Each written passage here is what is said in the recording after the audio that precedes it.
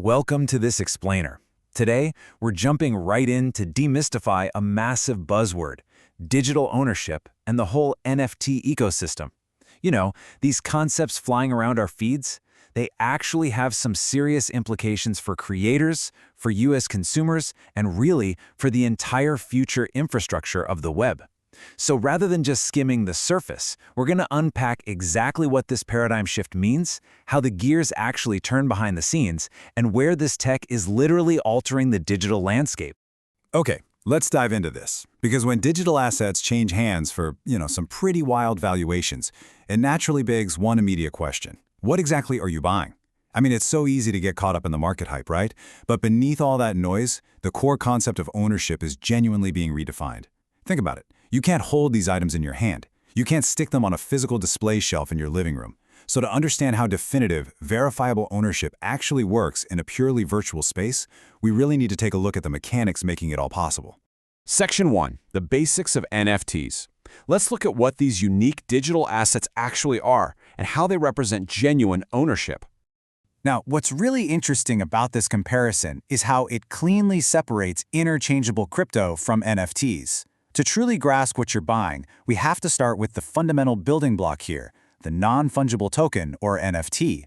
At its core, it's a completely unique digital asset stored securely on a blockchain, and that blockchain proves your ownership and its authenticity. Unlike your standard cryptocurrency, which is highly interchangeable, meaning, one token is exactly the same as another, just like a dollar bill in your wallet, an NFT holds completely unique properties. They are entirely distinct. Because each token carries its own unique value and specific ID data, you can't just swap them one for one.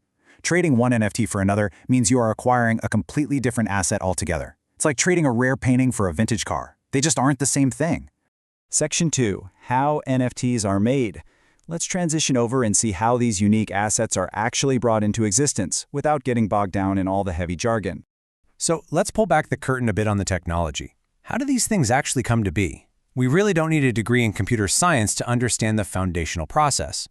That process is called minting. Basically, minting is the precise moment when an ordinary, easily copy-pasted digital file is permanently transformed.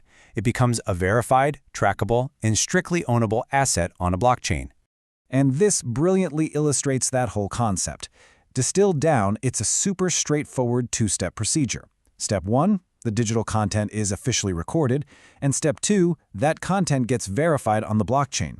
So you record the digital data, lock in that verification, and boom, suddenly you've got undeniable proof of ownership. And the best part?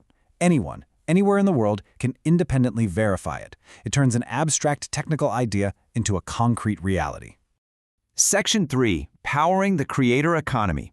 Now, let's shift our focus to the real-world applications and how this is actually empowering creators. Beyond just the raw tech, we're looking at a huge shift in how creators are empowered online.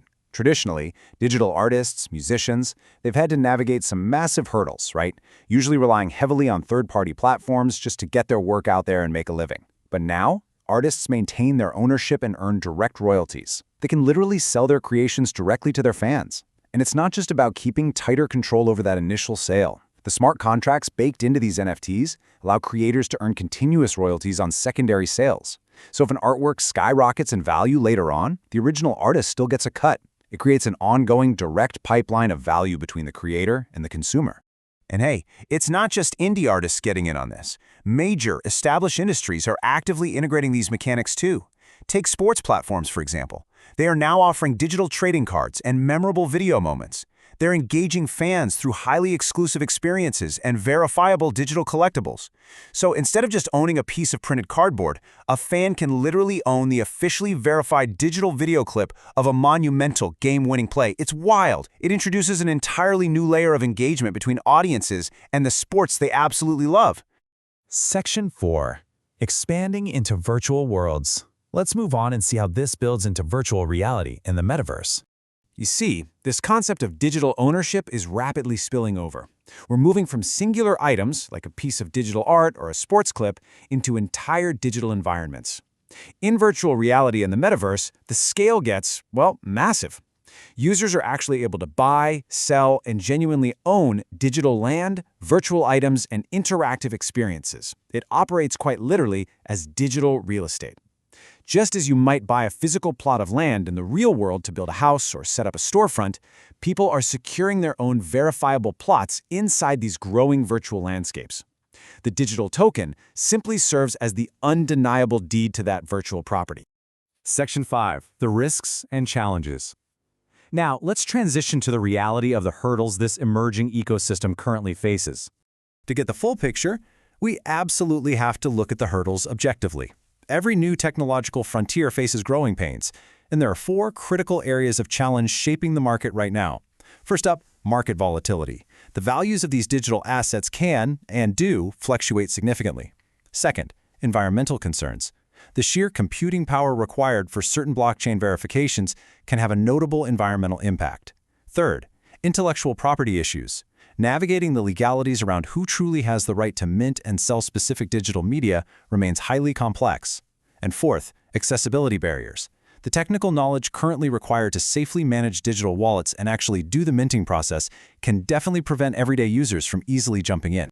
So, the crucial point is exactly what this quote highlights. NFTs are redefining digital ownership by giving creators and users new ways to buy, sell, and prove authenticity online. Look, despite the complexities and those current challenges we just talked about, this is the foundational shift taking place at the very core of Web3. The internet is actively evolving. We're moving from a space where we merely copy and share data to a space where authenticity can be conclusively proven and digital items can be definitively owned. Which leaves us with a rather provocative final thought. As NFTs completely redefine digital ownership, what happens to the internet when everything we create can be uniquely owned?